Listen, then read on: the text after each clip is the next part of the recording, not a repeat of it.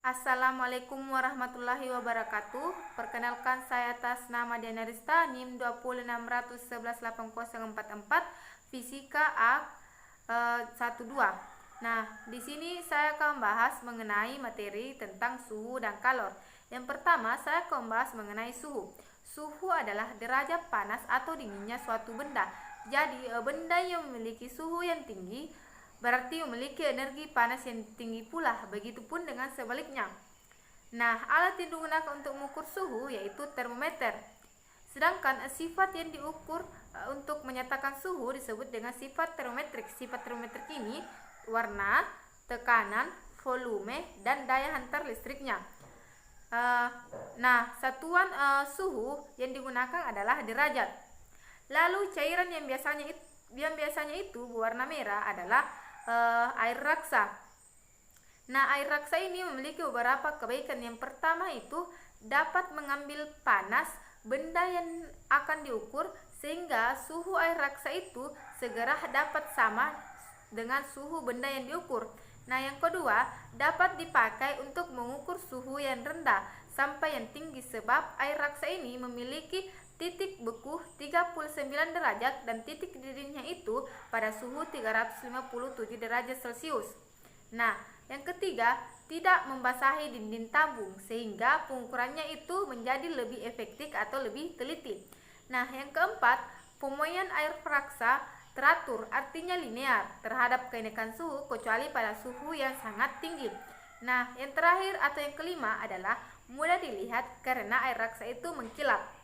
Nah, pada termometer tidak hanya menggunakan air raksa tetapi juga bisa menggunakan alkohol. Tetapi alkohol ini hanya bisa mengukur suhu yang rendah di mana titik bekunya itu pada minus 144 derajat dan titik didihnya itu adalah 78 derajat Celcius.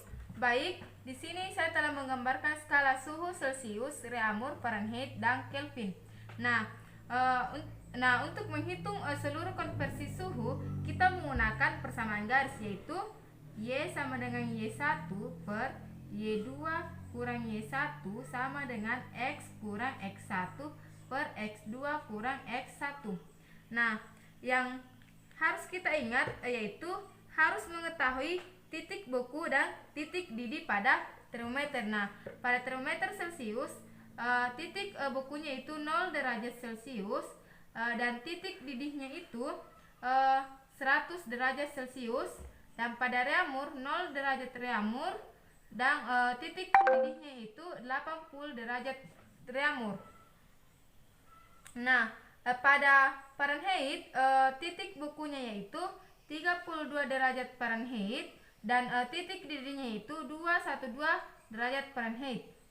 Nah, untuk titik beku Kelvin yaitu 273,15 Kelvin dan titik didihnya yaitu 373,15 derajat Kelvin.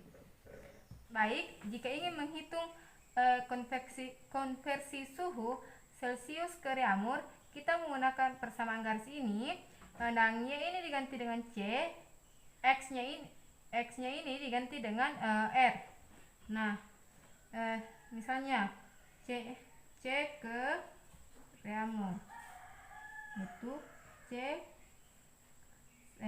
C dikurang 0, 100 dikurang 0 sama dengan R kurang 0, dan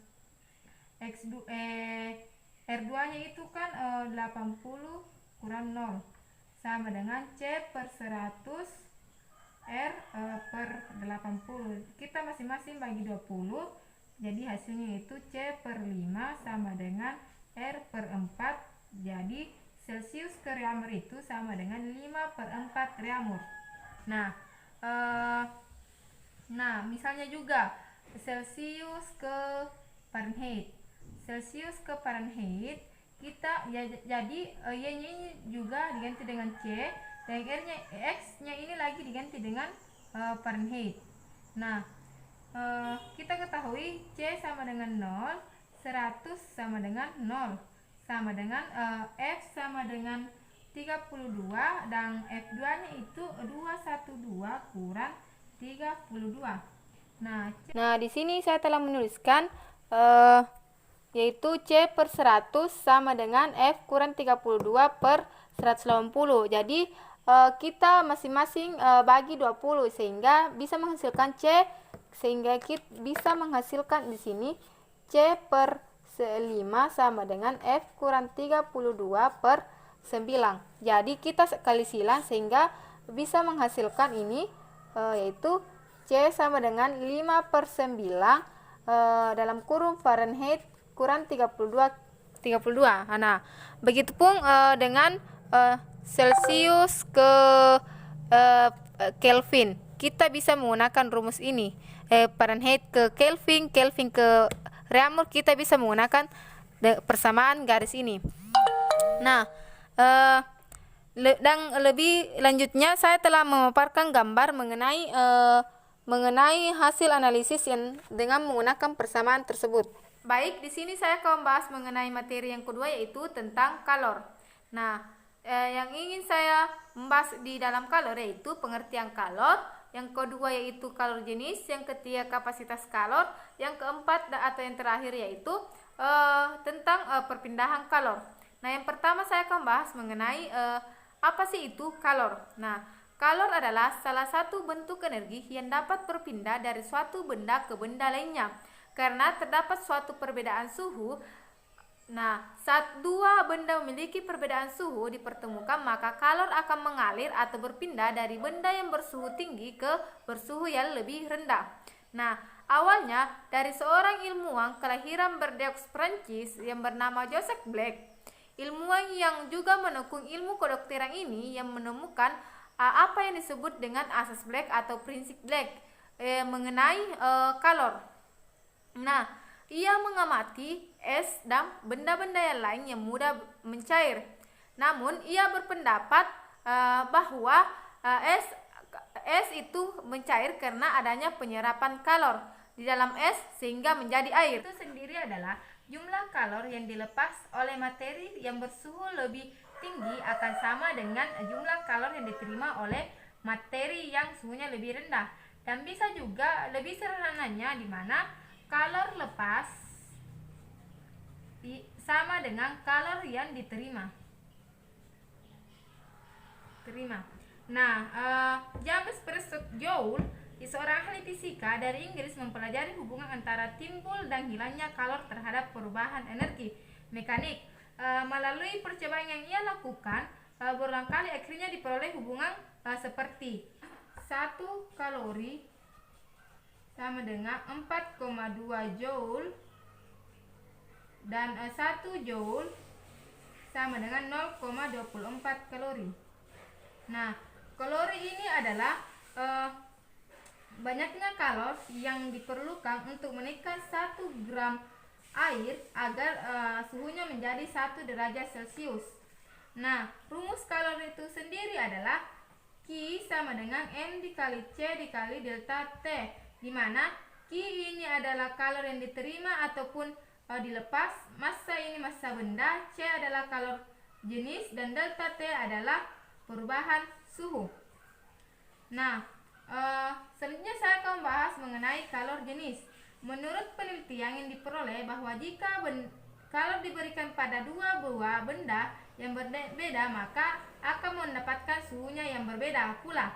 Misalnya, ketika kita memanaskan minyak akan memiliki perubahan suhu 2 kali lebih besar daripada air. Nah, hal tersebut disebabkan karena adanya perbedaan kalor jenis yang dimiliki suatu benda. Kalor jenis adalah banyaknya kalor yang diperlukan untuk menaikkan suhu dari 1 kg massa benda menjadi 1 derajat Celcius. Nah, rumus kalor jenis itu sendiri yaitu kita uraikan dari sini, yaitu kan yang ingin diketahui yaitu kalor jenis. Jadi C sama dengan Q per M dikali delta. Nah, selanjutnya saya akan membahas tentang kapasitas kalor, di mana untuk benda-benda tertentu dari M, nah saya tulis ulang ya rumusnya, kali M kali C kali delta T. Nah, untuk benda-benda tertentu dari M dan C ini adalah konstan. Nilai MC disebut dengan kapasitas kalor. Ini disebut dengan kapasitas kalor yang biasa disimbolkan dengan huruf C kapital. Nah, kapasitas kalor didefinisikan sebagai banyaknya kalor yang diperlukan untuk dilepas suatu untuk mengubah suhu benda dan sebesar satu satuan benda, di mana rumus kapasitas kalor yaitu C besar sama dengan M dikali C dikali delta T per delta T. Nah, kan ini M dikali C delta T ini adalah rumus kalor, jadi bisa dituliskan yaitu C sama dengan Q per delta T, atau bisa juga dengan rumus C sama dengan M dikali C. Baik, selanjutnya saya akan membahas mengenai materi perpindahan kalor. Nah, perpindahan kalor yang dari suatu benda yang terjadi jika ada perubahan atau perbedaan suhu. Sedangkan jika suhunya sama akan terjadi keseimbangan, yang berarti tidak ada perpindahan kalor atau energi. Nah, pada perpindahan kalor dikelompokkan menjadi 3. Yang pertama yaitu konduksi atau hantaran, yang kedua yaitu konveksi atau aliran, yang ketiga yaitu radiasi atau pancaran. Nah, yang pertama saya akan bahas tentang konduksi atau hantaran. Nah, konduksi atau hantaran adalah proses transformasi panas di dalam zat perantara sehingga energi panas akan berpindah dari molekul yang satu ke molekul yang ada di dekatnya. Nah, hanya dengan jalan antara termal yang berlalu tanpa ada pemindahan massa zat perantara sama sekali. Nah, contohnya dalam kehidupan sehari-hari, ketika kita memanaskan besi atau logam, ujung yang kita pegang itu akan lama-kelamaan akan panas. Nah, hal ini terjadi karena adanya tumpukan molekul antara molekul yang berkecepatan tinggi dengan molekul yang berkecepatan rendah. Nah, yang kedua yaitu konveksi atau aliran. Konveksi atau aliran adalah proses pemindahan panas dari suatu tempat ke tempat lain melalui perpindahan massa zat cair atau gas yang dipanasi hanya terjadi pada zat cair atau gas. Contohnya pada kehidupan sehari-hari yaitu ceroboh asap atau obat nyamuk. Nah, yang ketiga mengenai pengelompokan perpindahan panas yaitu tentang radiasi atau pancaran. Nah, radiasi atau pancaran adalah transformasi energi panas tanpa dibutuhkan penghantaran. Nah, radiasi panas terjadi karena pergerakan acak momentum dan atom akibat radiasi elektromagnetik. Nah, setiap benda yang mengeluarkan radiasi termal tergantung dari panas yang dimiliki. Semakin panas objek tersebut, maka semakin besar radiasinya. Nah, contohnya dalam kehidupan sehari-hari itu yaitu sinar matahari, di mana sinar matahari ini perpindahan energi panas dari matahari ke bumi. Nah, dari ketiga jenis perpindahan panas yaitu konveksi, konduksi, dan radiasi dapat terjadi sekaligus pada suatu proses pemanasan. Nah, contohnya itu ketika kita memanaskan panci berisi air di dalam kompor seperti pada gambar yang saya paparkan. Rambatan panas air dari kompor ke panci adalah proses radiasi. Nah, kemudian air yang dipanaskan di bagian bawah panci akan bergerak ke atas dan akan bertukar posisi dengan air di bagian atas, menghasilkan transfer panas melalui konveksi. Nah, dan panas yang dipegang di ujung panci yang terbuat dari logam dapat dihantarkan ke tangan melalui proses konduksi. Nah, itulah mungkin yang bisa saya jelaskan mengenai suhu dan kalor. Mohon maaf apabila ada kata-kata yang salah, karena manusia tidak luput dari kesalahan.